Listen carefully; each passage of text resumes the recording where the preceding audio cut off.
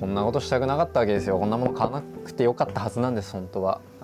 何が起きたか、直近でエアコンが壊れたというお話をしました。ぜひそちらの Vlog もご覧いただければと思うんですが、エアコンが壊れてですね、普通に考えれば修理業者を呼べばいいという話なんですが、ちょっとねそうもいかなかった。事の経緯をざっくりお話しします。うち賃貸なので、電話して管理会社にねエアコンが壊れたのでちょっと修理の方お願いしますというふうに連絡をしました。するとたらい回しですよ。修理業者の連絡先渡すんで連絡してくださいっつって、で修理業者全然繋がんないで、もう繋がんないですって管理会社に言ったら、じゃあ繋げときますっつって、で帰ってきた連絡がちゃんと掃除してくださいみたいな、ちゃんと壊れたことが証明されてないとこっちで何もできませんのでみたいな。汗だくの部屋の中でずっと掃除をしてました。で、無事に壊れたことを証明して連絡をしたと。そしたらちょっと修理業者つながらないんであとは連絡を待ってくださいみたいな。結局その後壊れてから3日4日待たされたんで、さすがにというところで、連絡をしたわけですよ管理会社に。そしたら1時間で修理の日程が来ました。俺は怒っているよ。ただその修理の日程も業者がこの時期本当に故障の方が多いみたいで、実際僕の周りでもね本当に動かないケースは聞いてないんだけど、ぬるい風しか出てこないみたいな話はちょくちょく聞くわけですよ。10日ほどかかりますみたいな。しょうがないかと思ってたんですけど、そしたらね管理会社からまた追加で連絡が来まして、大家さんが優しいからポータブルクーラーは買っていいよ、そのお金はこっちで持つよみたいな連絡があったから買っていいですよみたいな。ポータブルクーラーって何って思って一応調べたらこんな感じのやつ、イベントでね、屋外イベントとかでたまにありますよね。こういうやつで冷やしていいよみたいな話があったんですね。これで賄えんのって思って調べてみたら、ポータブルクーラーはせいぜい6から8畳ぐらいを冷やすのが限界ですみたいな。うちでっかいワンルームみたいな感じの部屋なので、だいたい19畳ぐらいあるんですよ合計で。6畳ぐらいなら冷やせるやつ買っていいよって言われたんですね。ちなみにこのポータブルクーラーお金を出してくれたんですけど、返さなきゃいけないそうです。ただこんな状況に陥っている方も少なくないんじゃないかなと思ってます。なのでポータブルクーラーでどれだけしのげるのかという話をちょっと自分でもね実践してお届けできればと思っています。開けよう。失礼、取り乱しました。開けましょう。今日涼しいんでこんな動画が撮れてるんですよ。普通無理です。ここ数日とかだったら無理でした。マジで暑すぎて、なんなら部屋の中の方が要は風が通らないので暑いんですよ。本当に運が良かった。明日は我が身ですからね。あなたのクーラーも明日僕が呪い壊します。重っ。なんこれ重っ。よいしょっと。重っ。僕の家は、ほぼワンルームみたいなのを、真ん中で一応区切れるよみたいな扉がついていて、合わせて、18畳19畳くらいあるんですね。それをこのポータブルクーラーで優しいからあなたたち冷やしていいよみたいなね。俺も生まれ変わったら大家さんになってやるわ。よいしょ。もうねいつもだったらねデザインが可愛いねとか言うけど、別に可愛くないです。普通です。普通の白物家電。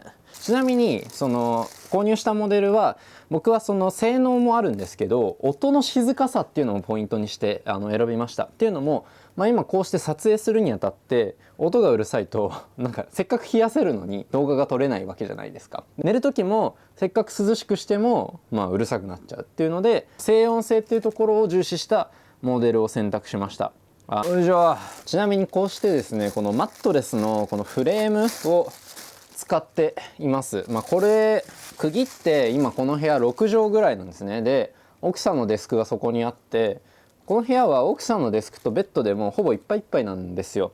寝てる時だけこのマットレスをこうね寝かして、それ以外の時はここで僕は撮影したり食事をとったり何かデスクワークをしたりっていうのをやろうと思ってます。ちょっとフレームはさすがにどかせなさそうなんで、この上という環境で僕は生活できるかなできないかな。そう世の中金じゃねえか。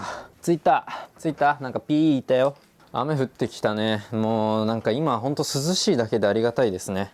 もうねこの前のエアコン掃除地獄でしたからね。多分外の気温34度ぐらいいってた日ですかね。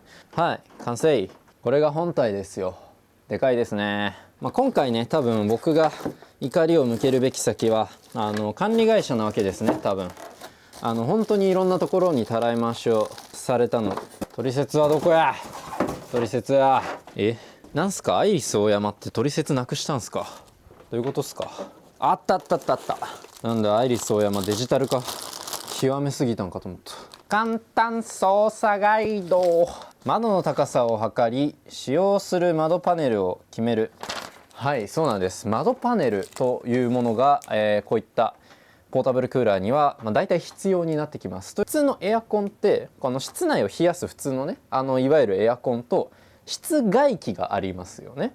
こういったポータブルクーラー、大抵の場合はこの室外機と室内機がこの中に一緒くたになっているんですね。なので熱交換をすることで、冷たい空気をこっちに出して暖かい空気をどこかに捨てなきゃいけないんですよ。となると大抵は窓からということで、窓にパネルをつけて、一部こう外にね空気を排出できるような穴を設置して、窓際でこれを稼働させるというのが基本になります。ただこちらのアイリスオーヤマなんとですね、窓パネルが140センチまで対応となっております。おめでとうございます。ありがとうございます。なのでここのね外に出れるような、いわゆる吐き出し窓でしたっけ、高さだいたい180から200くらいは多分あるので、パネルを設置できないんですね。どうするかっていうと、このリビングとのつなぎ目ですよね。あっち側のリビングをもう捨てて、リビングに暖かい空気を排出し、この部屋だけでも冷たくするっていう方法を取ることになるでしょう。もう本当になんかさ、こう買っても幸せにならないものを買うの本当に悲しいよね。いつも思います。こういう買い物が本当に僕は嫌いです。この家ではこの6畳を最高の環境に保って、もう片方の14畳ぐらいを捨てるという選択を取ります。逆でもいいんだけどね、逆は本当に多分冷房性能が足りない気がするので、これで勘弁。排気ダクトをつけましょう。排気ダクト、どれですか。これか。これだわ。よく見るわこういうやつ、外のイベントで。これさ、本当になんか俺鍛えてたからけど、普通に女性一人暮らしとかだったらめちゃくちゃ大変な気がするな。こんなにテクノロジーが発展してもなおこんなことをしなければいけないのか。脆いな人類。こっちの裏面ですね。裏面にこいつをかませますと、ここにパーツですね、これをつけましょう。お疲れ様です。あれどうやってやんの。こうやな。 OK。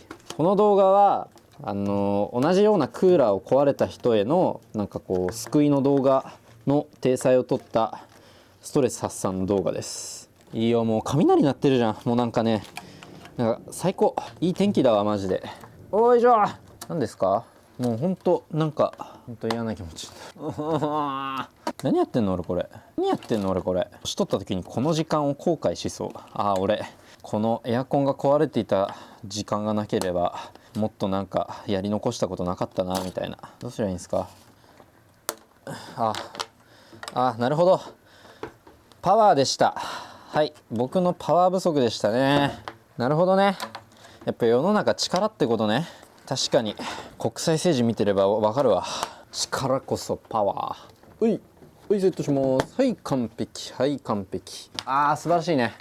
セットできました。で次はこっち側の先端にも、アタッチメントをつけると。これでかくね。でかっ。このままねあっち側の部屋にこの口を向けてもいいんですけど、いかんせん隙間がねでかくなっちゃうと、直径もかなりありますよ。だってこれ10センチぐらいはあるんで、10センチねドアを開けたくないというのありますので、この先端につけます。ありがとうございます。お願いします。これもどうせあれでしょ、パワーでしょ。パワー見してやるよ俺のパワー。俺だって親側になりたかったよ。あら、パンがないならケーキを食べればいいんじゃないの。エアコンがないならポータブルクーラーを使えばいいんじゃないの。無情だなこの世の中。これ何をやってるんですか私は。もう最高の雷だね。落ち着こう。やっぱねストレスをためると良くないですから。体にも良くないし、大家さんが喜んでいくだけ、管理会社が潤うだけ、毅然とした態度でね臨みましょう。なんでさこれ後先考えない構造になってるのかな、外せないんだけど、勘弁してくれ、勘弁してくれ。もうパキッてやりたい。でも暴力って良くないって学校で習ったから。はーい、一応完成しました。おめでとうございます。力でどうにかなりました。やっぱこの世の中パワーですわ。大事なのはパワー。じゃあ設置しましょう。一つ私皆様に謝らねば、皆様とアイリスオーヤマ様に謝らねばならぬことがあります。キャスターついてましたので、今ねベッドフレームの上で組み立ててるからこんなことになっただけで、普通になんか動かすのはそんなに手間じゃないです。ただこれ本体自体は結構重いので、最初の箱から出すのは本当に大変だと思います。で作業自体もそんなに複雑ではありません。結構シンプルにもう出して、ちょっとこう窓とかだとね手間かもしれないんですけど、つけるだけです。仮設でね僕みたいに窓につけない分にはスムーズにいけるんじゃないでしょうか。さっき言った通りですね、これですね、このダクトちゃんはこっちの部屋に出すわけですよ、このあったかい空気を。なのでこんな感じでですね、先端が細くなってるのでこうやって扉を極限まで閉められますということなんですね。隙間だいたい多分これ5センチぐらいです。扉を閉めることができるようになっています。電源はこれだ。パワフルでいきましょう。パワフルで景気よくね、こういうのはバンバカぶちまけていきましょう。あ、ついた。もう早っ。じゃあ窓閉めます。ちなみにですね、今の温度をお伝えします。これ冷房だからかけてすぐですね。こちら 28.4 度、湿度 72% となっております。さあどうなるんでしょう。ここをこうやって開いて、外に風を出しますと、風はめっちゃ涼しいです。めっちゃ涼しい。で風向きを変えられるので、上にとか下にとかね、一応コントロールができるようになってます。で今これパワーを弱にしました。一番弱いです。これでうるさい、うるさい、ほんとうるさい。マジか、弱でこれか。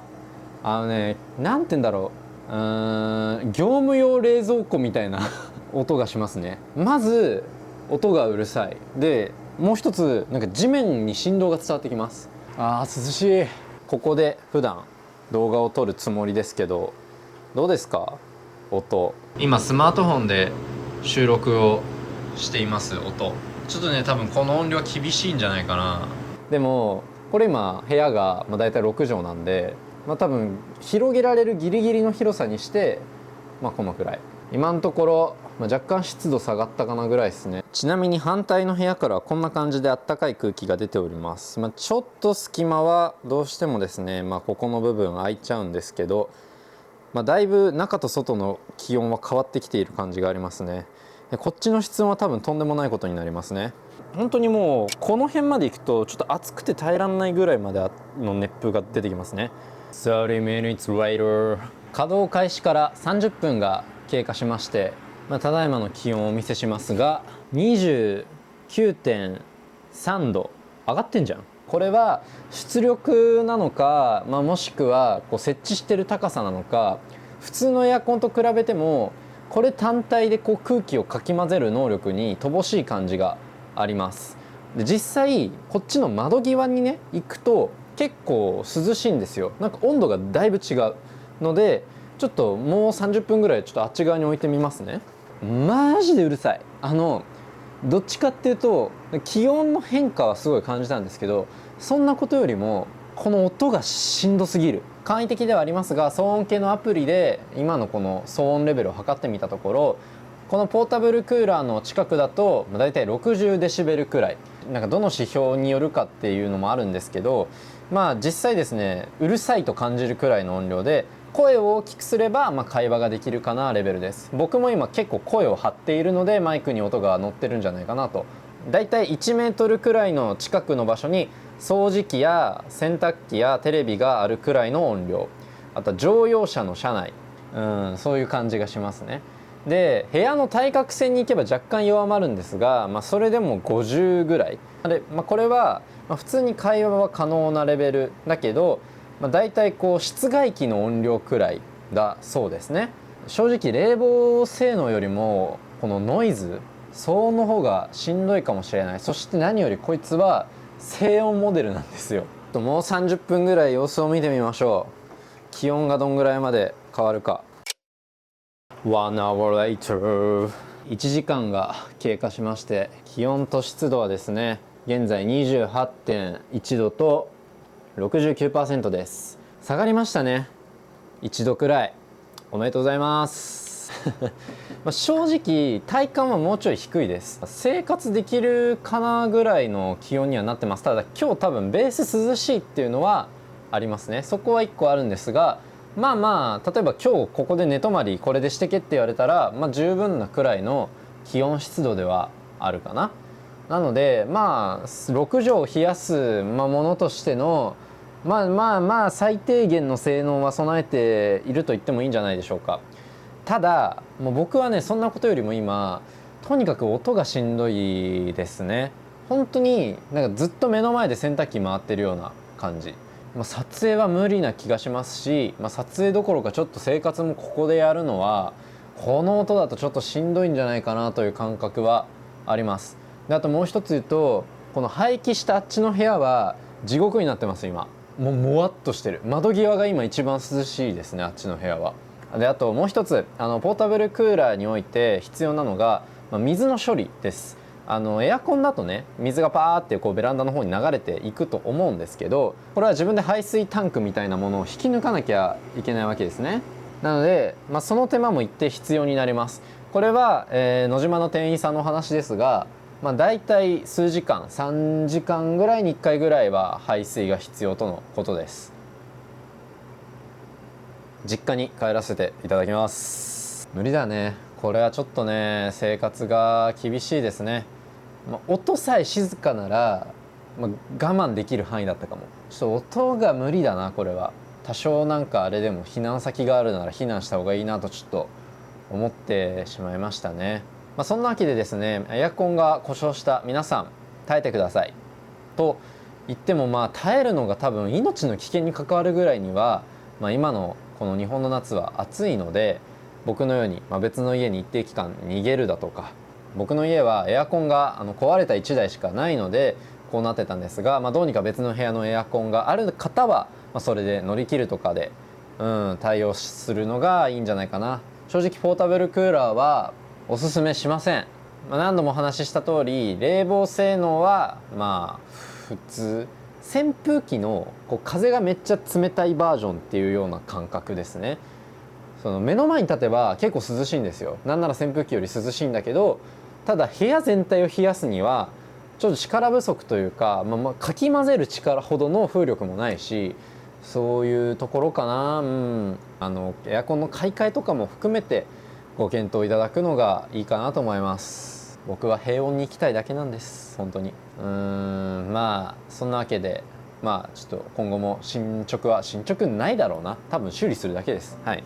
なので、ぜひ、この動画が役に立ったら高評価とチャンネル登録をよろしくお願いします。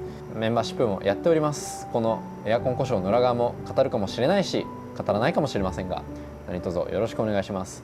ということで、このチャンネルでは他にもライフスタイルに関する動画を載せているので、ぜひ合わせてご覧ください。今日はこの辺で。以上、なごみけでした。